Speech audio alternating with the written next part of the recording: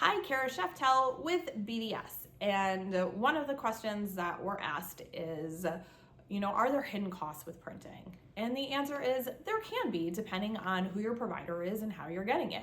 Certainly, when you're looking at a consumer printer, there are some on the market that are really, really inexpensive. So upfront, they're easy to acquire, but then they become very expensive in terms of cost for ink or toner. So over time, the cost of that printer can be very, very expensive, especially if we're talking about inkjet, where that ink is just dropping out every 20 minutes, whether you print or not.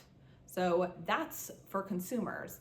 Now, in terms of your costs for your copier contracts on an office grade printer or copier, the costs associated with that are typically either your lease or your purchase price. That lease will often include insurance, so that if something happens to your device, the leasing company will get their money back and replace that device for you. It will include taxes, because the leasing company would have to pay property taxes on that device because they technically own it while you're leasing it. And then you would have your maintenance plan, and your maintenance plan should include all consumables except paper.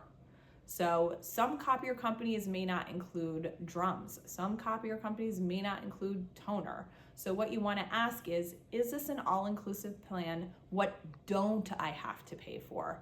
At BDS, we write it right on the top for your maintenance plan. We say everything is included except paper. That includes your staples, that includes your toner, that includes your service, your drums, everything.